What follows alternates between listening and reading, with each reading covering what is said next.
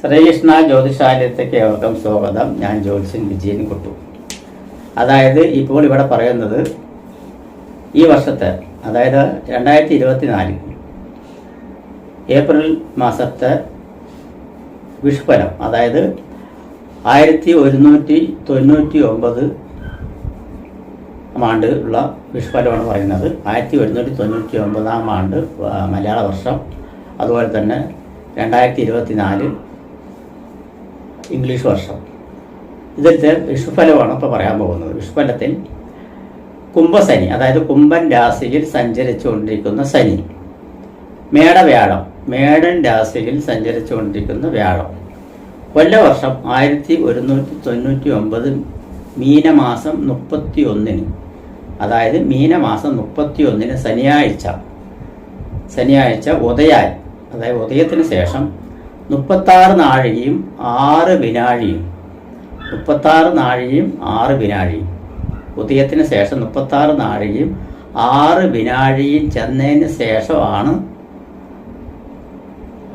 മീനത്തിൽ നിന്നും, അതായത് മീനമാസമാണ്, മീനരാശിയിൽ നിന്നും സൂര്യൻ മേടൻ രാശിയിലേക്ക് അതായത് സൂര്യൻ പറഞ്ഞ രവി സംക്രമിക്കുന്നത്. അപ്പം മേഷ വിഷു സംക്രമം എന്ന് പറയും. മേടരാശിയിൽ സൂര്യൻ പ്രവേശിക്കുന്ന സമയത്തിനെ അടിസ്ഥാനപരമാക്കിയിട്ടാണ് വിഷുഫലം പറയുന്നത്.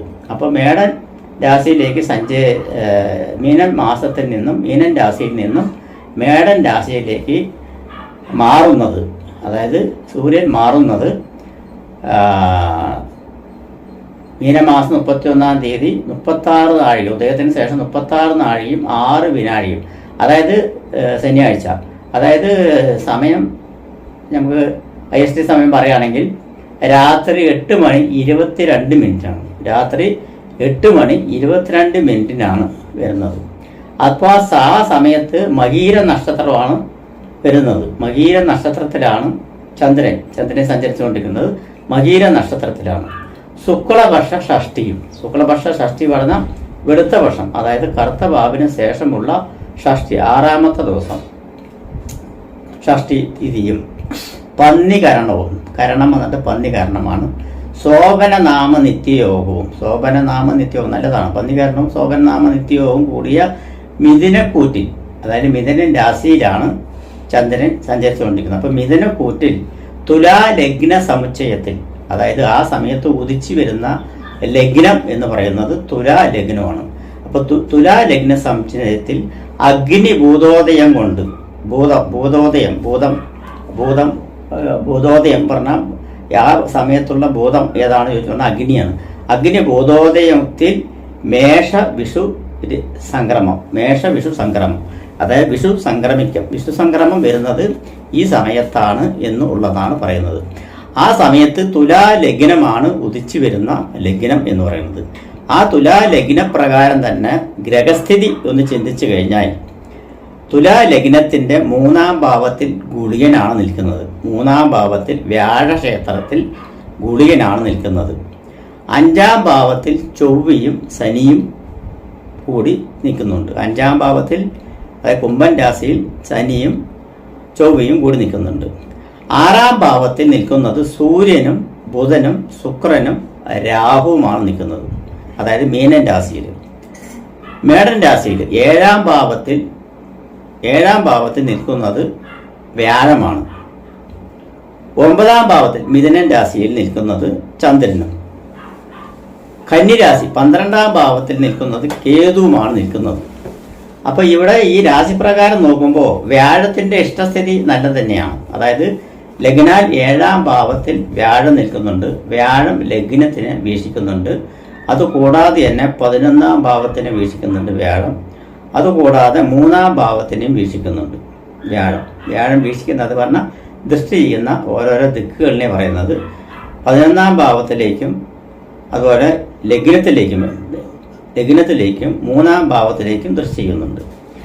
അപ്പോൾ ഇവിടെ നോക്കുന്ന സമയത്ത് ലഗ്നം എന്ന് പറയുന്നത് തുലാ ലഗ്നമാണ്. തുലാ ലഗ്നത്തിന്റെ അധിപൻ ശുക്രനാണ്. ശുക്രൻ 8-ാം ഭാവം, അതായത് 8-ാം ഭാവം പറഞ്ഞാൽ ഇടവൻ രാശി 8ാം ഭാവം ഏറ്റെടുത്തുകൊണ്ട്, ലഗ്നാധിപൻ 8ാം ഭാവം അഷ്ടമസ്ഥാനം ഏറ്റെടുത്തുകൊണ്ട് 6ാം ഭാവമായ അനിഷ്ടസ്ഥാനമായിട്ടുള്ള മീനൻ രാശിയിൽ ഉച്ചസ്ഥനായിട്ടാണ് നിൽക്കുന്നത്. സൂര്യനോടൊപ്പം ബുധനോടൊപ്പം രാഹുവിനോടൊപ്പം ഉച്ചസ്ഥാനത്ത് നിൽക്കുന്നത്. അപ്പോൾ എന്താന്ന് വെച്ച് പറഞ്ഞാൽ ലഗ്നാധിപൻ അഷ്ടമസ്ഥാനം നാശസ്ഥാനമാണ്. സർവപ്രണാസോ വിപദോ അപവാദോ കേതുപ്രദേശോ മരണസ്യ ദാസ മരാദ്യം ഗതാച്ച വിഘ്ന എന്നാണ് പറയുന്നത്. അപ്പോൾ എന്താ വെച്ചാൽ സർവപ്രണാസോ, അപ്പോൾ സർവ്വവസ്തുക്കളുടെയും നാശങ്ങൾ ഉണ്ടാകും എന്നൊക്കെയാണ് ഈ പറയുന്നത്. അതായത് സർവ്വവസ്തുക്കളുടെ നാശങ്ങൾ, അപമാനങ്ങൾ, അതായത് ഭൂമിക്ക് ദോഷങ്ങൾ വരുന്നതൊക്കെയാണ് പറയുന്നത്. ഭൂമി കാരകനായിട്ടുള്ള ഗ്രഹം ലഗ്നാൽ 5ാം ഭാവത്തിൽ നിൽക്കുന്നുണ്ട്. അതുപോലെ തന്നെ ലഗ്നാധിപന്റെ 12ാം ഭാവത്തിലാണ് ഭൂമികാരകനായിട്ടുള്ള ചൊവ്വ നിൽക്കുന്നത്. ലഗ്നാധിപൻ തന്നെ അഷ്ടമസ്ഥാനം ഏറ്റെടുത്തുകൊണ്ട് 6ാം ഭാവത്തിൽ നിൽക്കുന്നുണ്ട്. മത്സ്യരാശിയിൽ നിൽക്കുന്നത്. മത്സ്യരാശി പറഞ്ഞാൽ അത് മത്സ്യരാശി പറഞ്ഞാൽ മീനൻ രാശി ജലരാശിയും കൂടിയാണ്. അപ്പം ജലരാശിയും കൂടി ആയിരിക്കുന്ന കാരണം കൊണ്ട് അവിടെ കൂടെ നിൽക്കുന്നത് സൂര്യനും ബുധനും, അതായത് ബാധകാധിപനും അതായത് 11ാം ഭാവാധിപനും ബാധകാധിപനുമായിട്ടുള്ള സൂര്യൻ 6ാം ഭാവത്തിൽ നിൽക്കുന്നുണ്ട്. അതുപോലെ തന്നെ 9ാം ഭാവാധിപനും 12ാം ഭാവാധിപനുമായിട്ടുള്ള ബുധൻ നീചം പിടിച്ച് നിൽക്കുന്നുണ്ട്. നീചഭംഗ രാജയോഗം ഉണ്ട് താനും. അതുപോലെ തന്നെ രാഹു നിൽക്കുന്നുണ്ട് ശുക്രന്റെ കൂടെ. അപ്പം ലഗ്നാധിപൻ അഷ്ടമസ്ഥാനം ഏറ്റെടുത്തുകൊണ്ട് 6ാം ഭാവത്ത് നിന്ന് കഴിഞ്ഞു പറഞ്ഞാൽ രോഗാധിക്യങ്ങൾ ഉണ്ടാകും. ഭൂമിയിൽ ജീവിക്കുന്നവർക്ക് രോഗാധിക്യങ്ങൾ ഉണ്ടാകും. വൈറൽ സംബന്ധമായിട്ടുള്ള രോഗങ്ങൾ ഉണ്ടാകും. ഗുളികൻ 3-ലാണ് നിൽക്കുന്നത്. വൈറൽ സംബന്ധമായിട്ടുള്ള രോഗങ്ങൾ ഉണ്ടാവും. എന്നിരുന്നാലും അതിലേക്ക് ചെറുത്ത് നിൽക്കുവാനുള്ള കെൽപ്പ് ഭരണാധികാരിയായിട്ടുള്ള സൂര്യൻ നിൽക്കുന്നത് 6ാം ഭാവത്തിലാണ്. കുറച്ച് കഷ്ടപ്പെടുമെങ്കിലും വ്യാഴത്തിന്റെ ദൃഷ്ടിയിൽ ലഗ്നാൽ 7ാം ഭാവത്തിൽ വ്യാഴം നിൽക്കുന്നത് വളരെ ഉചിതകരമായിട്ടാണ്. അപ്പോൾ ലഗ്നാൽ 7ാം ഭാവത്തിൽ വ്യാഴം നിൽക്കുന്നത് കാരണം കൊണ്ട് രോഗങ്ങൾ വരികയാണെങ്കിലും അതിനുള്ള പ്രതിവിധികൾ ഉണ്ടാവും എന്നാണ് പറയുന്നത്. പ്രതിവിധികൾ ഉണ്ടാവും. 4ാം ഭാവാധിപൻ അതായത് ജനസംബന്ധമായിട്ടുള്ള സമ്പർക്കവും ഭൂമി സംബന്ധമായിട്ടുള്ള നമ്മുടെ പ്ലേസ് സംബന്ധമായിട്ടുള്ള ഗ്രഹവും ഭൂമി കാരകനുമായിട്ടുള്ള ഗ്രഹം 4ാം ഭാവാധിപന്റെ ക്ഷേത്രത്തിലാണ് നിൽക്കുന്നത്. 4ാം ഭാവാധിപൻ 5ാം ഭാവത്തിൽ നിൽക്കുന്നത്. 5ാം ഭാവാധിപന്റെ ഭൂമികാരകനായിട്ടുള്ള ചൊവ്വയാണ്. ചൊവ്വ 2ാം ഭാവാധിപനും 7ാം ഭാവാധിപനും കൂടിയാണ് നിൽക്കുന്നത്. ഭൂമികാരകനായിട്ടുള്ള നിൽക്കുന്നത്. അപ്പോൾ ജനസമ്പർക്കനായിട്ടുള്ള ശനി 5ാം ഭാവത്തിൽ ഭൂമികാരകനായിട്ടുള്ള യോഗം നിൽക്കുന്നുണ്ട്. ഇപ്പോൾ ഇവിടെ വന്നിട്ട് വർഷകാലം, അതായത് ഈ വർഷം മഴ എങ്ങനെ ഉണ്ടാകും എന്ന് ചോദിച്ചു പറഞ്ഞാൽ കാലാവസ്ഥ അതായത് നമ്മുടെ മൺസൂൺ കാലം, അതായത് മഴക്കാലം എന്ന് പറയുന്നത് ജൂൺ 15 കൂടിയിട്ടാണ് മഴയുടെ ആരംഭം, മൺസൂൺ ആരംഭിക്കുന്നത് എന്നാണ് പറയുന്നത്. വർഷകാലം ആരംഭിക്കുന്നത് അത് യഥാക്രമം ആ സമയത്ത് തന്നെ ഉണ്ടാകും എന്നുള്ളതാണ് ഇതിൽ കാണുന്നത്. ലഗ്നാധിപൻ തന്നെ മത്സ്യരാശിയായിട്ടുള്ള 6ാം ജലരാശിയായിട്ടുട്ടുള്ള 6ാം ഭാവത്തിൽ നിൽക്കുന്നത് കാരണം മഴ ഇഷ്ടം പോലെ ഉണ്ടാവും എന്നുള്ളത് കാണുന്നുണ്ട്. വർഷകാലം ഫുള്ളായിട്ട് കാലവർഷം ഫുള്ളായിട്ടുണ്ടാവും എന്നുള്ളതും പറയുന്നുണ്ട്. അതുകൂടാതെ തന്നെ ന്യൂനമർദ്ദം സംബന്ധമായിട്ടുള്ള ഇതുണ്ടാവും. കാരണം ചന്ദ്രന്റെ കേന്ദ്രത്തിലാണ് ലഗ്നാധിപനായിട്ടുള്ള ഗ്രഹം നിൽക്കുന്നത്, അതും ജലരാശിയിൽ. അത് കാരണം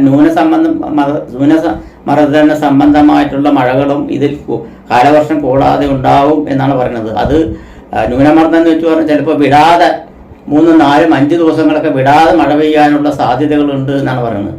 ചുരുക്കി പറയുകയാണെങ്കിൽ പ്രളയ സാധ്യതയെല്ലാം ഉണ്ടാവും എന്നാണ് പറയുന്നത്. ജലപ്രളയമൊക്കെ ഉണ്ടാവും എന്നാണ് പറയുന്നത്.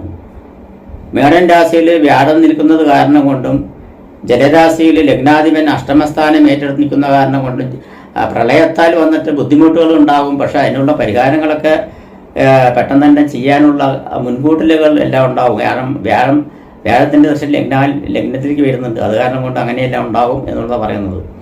അപ്പം അങ്ങനെയൊക്കെ ആണെങ്കിലും രോഗാധിക്യ സംബന്ധമായിട്ടുള്ള ഇത് വന്നിട്ടുണ്ട്. ഗവൺമെന്റ് സംബന്ധമായിട്ടുള്ള ലെവലിൽ നോക്കുന്ന സമയത്ത് ഗവൺമെന്റ് കാരകനായിട്ടുള്ള ഗ്രഹം 6ാം ഭാവത്തിലാണ്. അപ്പോൾ ഗവൺമെന്റിന് ഭയങ്കര ബുദ്ധിമുട്ടുകളും കാര്യങ്ങളൊക്കെ ഉണ്ടാകും. ചേർത്ത് നിൽക്കാൻ ബുദ്ധിമുട്ടുകൾ ഉണ്ടാവും. അതുപോലെ തന്നെ ധനസംബന്ധമായിട്ടുള്ള പ്രശ്നങ്ങളുണ്ടാവും, ഫൈനാൻസ് സംബന്ധമായിട്ടുള്ള പ്രശ്നങ്ങളുണ്ടാവും, ഭരണാധികാരികൾക്ക് ഭയങ്കര ബുദ്ധിമുട്ടുകളുണ്ടാവും എന്നൊക്കെയാണ് ഈ വിഷുഫലത്തിൽ പറയുന്നത്. എന്നിരുന്നാലും അതിനെല്ലാം തരണം ചെയ്ത് കൊണ്ടുപോകാനുള്ള കഴിവ് ഉണ്ടാവും എന്നുള്ളതും വ്യാഴൻ 7ാം ഭാവത്തിൽ വ്യാഴൻ ഇഷ്ടസ്ഥാനത്തിൽ വന്ന് നിൽക്കുന്നത് വളരെ ഭാഗ്യമായിട്ടാണ് കാണുന്നത്. അത് കാരണം കൊണ്ട് തന്നെ എന്തുതന്നെ വന്നാലും അതിനുള്ള പ്രതിവിധികൾ ഉണ്ടാവും എന്നാണ് പറയുന്നത്. അപ്പോൾ ഇങ്ങനെയാണ് വിഷുപ്പനം വരുന്നത്. അപ്പോൾ വിഷുഫലത്തിൽ നമുക്ക് ഓരോ നക്ഷത്രക്കാർക്കുള്ള ഫലം എങ്ങനെയുണ്ട് എന്ന് നോക്കാം. അവിട്ട നക്ഷത്രത്തിൽ പെട്ടിരിക്കുന്നവർക്ക് വിഷുഫലത്തിൽ അവിട്ട നക്ഷത്രത്തിന് ഉണ്ട് എന്നാണ് പറയുന്നത്. അതായത് മകീരത്തിൻ്റെ അനുരഞ്ജന നക്ഷത്രമാണ് ചിത്തിര, ചിത്തിരയുടെ അനുരഞ്ജന നക്ഷത്രമാണ് അവിട്ടം. അപ്പോൾ അവിട്ടത്തിനും വരുന്നുണ്ട് 3 മാസം, അന്ത്യസ്ഥൂലമായ കാരണം 3 മാസമാണ് വരുന്നത്. മേടം, ഇടവം, മിഥുനം എന്നീ 3 മാസങ്ങളിൽ വിഷു 1-ാം തീയതിന് ശിവക്ഷേത്ര ദർശനം, മഹാവിഷ്ണു ക്ഷേത്ര ദർശനം നടത്തുന്നത് വളരെ ഉത്തമമാണ്. യഥാശക്തി വഴിപാട് ചെയ്യുക. അതുപോലെ തന്നെ അവരവരുടെ നക്ഷത്രം, അവിട്ട നക്ഷത്രം വരുന്ന സമയത്ത് ഋഗ്ധാര, ഋഗ്വേദധാര അല്ലെങ്കിൽ രുദ്രാഭിഷേകം ഈ രണ്ടിലേതെങ്കിലും ഒന്ന് ശിവക്ഷേത്രത്തിൽ ചെയ്യുക. അതുപോലെ തന്നെ മഹാവിഷ്ണുവിന് ഈ മാസത്തിൽ ത്രികാല പൂജ നടത്തുക എന്നിവ ചെയ്തു കഴിഞ്ഞു പറഞ്ഞാൽ ഈ വിഷുഫല സംബന്ധമായിട്ടുള്ള ദോഷവശങ്ങൾ അതാത് മാസങ്ങളിൽ അയവ് വരും എന്ന് പറഞ്ഞാൽ, അയവ് എന്ന് പറഞ്ഞാൽ വളരെ കുറഞ്ഞു വരും എന്നുള്ള പറയുന്നത് തിരുവോണ നക്ഷത്രം അല്ല അവിട്ട നക്ഷത്രം വരുന്ന സമയത്താണ് ചെയ്യേണ്ടത്. മേടമാസത്തിലെ അവിട്ട നക്ഷത്രത്തിനും ഇടവ മാസത്തിലെ അവിട്ട നക്ഷത്രം, മിഥുന മാസത്തിലത്തെ അവിട്ട നക്ഷത്രം ചെയ്തു കഴിഞ്ഞാൽ ആ ദോഷാധിക്യം കുറഞ്ഞ് അവിടെ അങ്ങോട്ട് കുറച്ച് മേൽക്കോയ്മ വന്ന് ചേരുവാനുള്ള സാധ്യതകൾ കൂടുതലായിട്ട് കാണുന്നുണ്ട്. അതായത് ഒരുപാട് താഴ്ചയിൽ നിന്നും ഉള്ളവർക്കെന്നെല്ലാം കുറച്ച് മേൽമയും മാനസിക സംഘർഷം കൊണ്ട് പുളഞ്ഞ് ഭയങ്കരമായി ബുദ്ധിമുട്ടിയിരിക്കുന്നവർക്കെല്ലാം മാനസിക സംഘർഷത്തിൽ നിന്ന് നേട്ടം വരുവാനുള്ള സാധ്യതയും, അതുപോലെ തന്നെ ധനസംബന്ധമായിട്ടുള്ള പിരിമുറുക്കത്തിൽ നിന്നും, ഒരുപാട് ധനസംബന്ധമായിട്ടുള്ള ബന്ധപ്പാടിൽ നിന്നും അല്ലെങ്കിൽ ബുദ്ധിമുട്ടുകളിൽ നിന്നും ഒരു അയവ് വരുവാനുള്ള സാധ്യതയും, മനസമാധാനം കിട്ടുവാനുള്ള സാധ്യതയും, കടബാധ്യതയിൽപ്പെട്ടിരിക്കുന്നവർക്കെല്ലാം കുറച്ചൊരു മോചനം നേടുവാനുള്ള സാധ്യതയും, മനസമാധാനം വന്ന് ചേരുവാനുള്ള സാധ്യതയും, റിലീഫ് ആകാനുള്ള സാധ്യതയും എല്ലാം ഉണ്ടാവും എന്നാണ് പറയുന്നത്. അതുപോലെ തന്നെ അവിട്ട നക്ഷത്രക്കാർക്ക് അവനവനോ വേണ്ടപ്പെട്ടവർക്കൊക്കെ ആപത്തുകൾ വരുവാനുള്ള സാധ്യതകളെല്ലാം ഉണ്ട്. അതെല്ലാം മാറി പുരോഗമന പാതയിൽ വരുവാനുള്ള സാധ്യത തെളിഞ്ഞു കാണുന്നുണ്ട് എന്നാണ് പറയുന്നത്. അതുപോലെ തന്നെ ധനസംബന്ധമായിട്ടുള്ള നേട്ടങ്ങളും തൊഴിൽ സംബന്ധമായിട്ടുള്ള മന്ദത മാറി പുരോഗമന പാതയിൽ കുറച്ചൊരു മൂവിങ് വരുവാനുള്ള സാധ്യത, തകർന്നുകൊണ്ടിരിക്കുന്ന ജോലിയെല്ലാം നിർത്തി പുതിയ ജോലി അന്വേഷണങ്ങൾ തുടങ്ങുകയും അല്ലെങ്കിൽ ആരുടെയെങ്കിലും കീഴിൽ പോയി നിന്ന് ജോലി ചെയ്യുക, ബിസിനസ് സംബന്ധമായിട്ട് ചെയ്യുന്നവർക്കെല്ലാം പുതിയ ബിസിനസ് തുടക്കം കുറിക്കുക, പുതിയ സംരംഭങ്ങൾ തുടങ്ങുക എന്നീ മേഖലകളിൽ പ്രവർത്തിക്കുന്നവർക്ക് മോചനം കിട്ടുക, ഗവൺമെൻറ് സംബന്ധമായിട്ട് മേഖലയിൽ പ്രവർത്തിക്കുന്നവർക്കെല്ലാം ഉചിതപരമായിട്ടുള്ള വർക്ക് സാധ്യതയും, അതുപോലെ തന്നെ അതിൽ പൂർണ്ണമായിട്ട് ശ്രദ്ധ ചെലുത്തുവാനുള്ള സാധ്യതയും, അതിൽ പ്രമോഷൻ കിട്ടുവാനുള്ള സാധ്യതയും, സ്ഥാനമാന മാറ്റങ്ങൾ കിട്ടുവാനുള്ള സാധ്യതയും എല്ലാം അവിട്ട നക്ഷത്രക്കാർക്ക് കാണുന്നുണ്ട്. അതുപോലെ തന്നെ രാഷ്ട്രീയത്തിൽ പ്രവർത്തിക്കുന്നവർക്കെല്ലാം കുറച്ചൊരു മാറ്റങ്ങൾ വരുവാനും, വിജയസാധ്യത കൈവരിക്കുവാനും, നേട്ടങ്ങൾ കൈവരിക്കുവാനും, മങ്ങി നിൽക്കുന്ന പ്രഭ പോയി നിൽക്കുന്നവർക്കെല്ലാം പ്രഭ വന്ന് ചേരുവാനും, വെളിച്ചം വരുവാനുള്ള സാധ്യതയും എല്ലാം ഉണ്ട്. ഇരുട്ടിൽ തപ്പി നടക്കുന്നവർ കുറച്ചൊരു വെളിച്ചം കിട്ടുവാനുള്ള സാധ്യതയെല്ലാം കാണുന്നുണ്ട് എന്നാണ് പറയുന്നത്.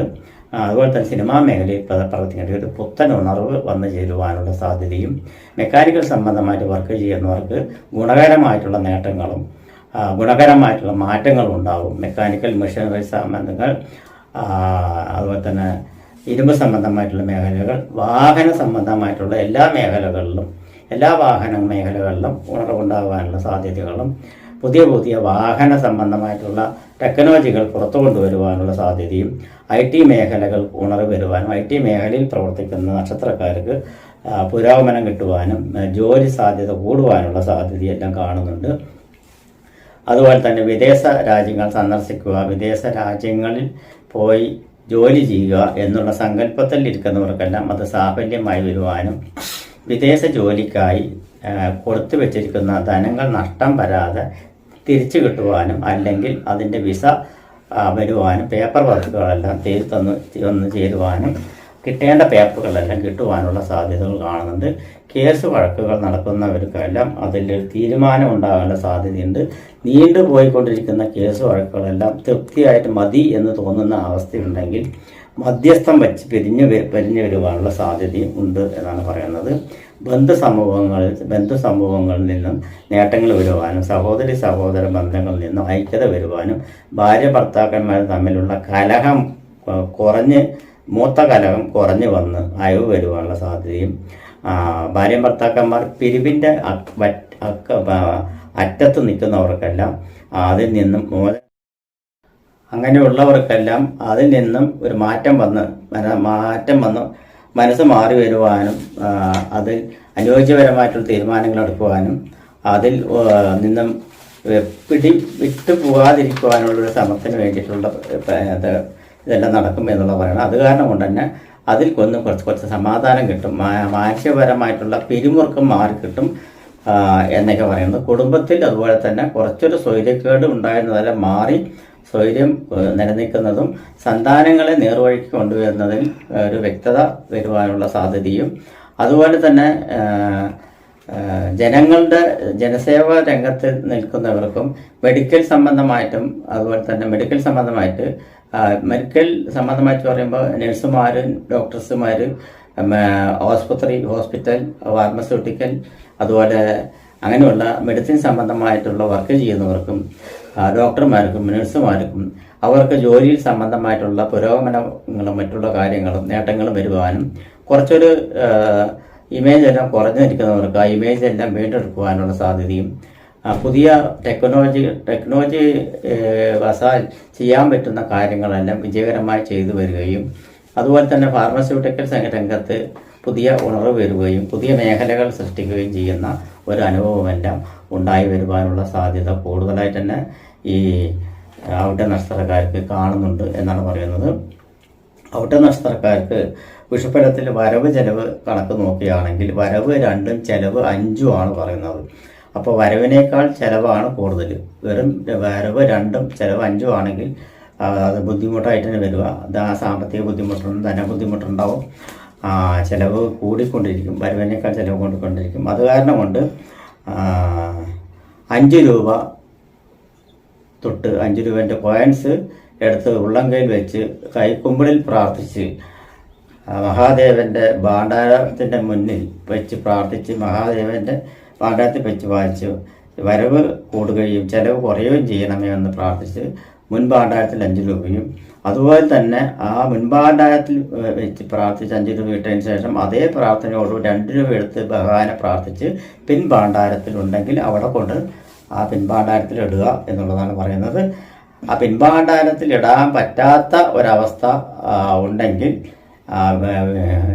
കിഴക്ക് നോക്കി ദർശനമാണെങ്കിൽ പടിഞ്ഞാറ് ഭാണ്ഡാരം ബാക്കിലോ അല്ലെങ്കിൽ പുറകുവശത്തോ അമ്പലത്തിൻ്റെ പുറകുവശത്തോ ഉണ്ടെങ്കിൽ അതിൽ ഇടുക, അല്ലെങ്കിൽ പുറമെയുള്ള ഭാണ്ഡാരത്തിൽ ഇടുക എന്നുള്ളതാണ്. പടിഞ്ഞാറ് വശമായിട്ട് ഉള്ള മുഖം ദർശനം ഉള്ളതാണെങ്കിൽ പടിഞ്ഞാറ് വശത്ത് മുഖമുള്ളതാണെങ്കിൽ വന്നിട്ട് കിഴക്ക് ഭാഗത്ത് പിൻഭാഗത്ത് ഇടുക.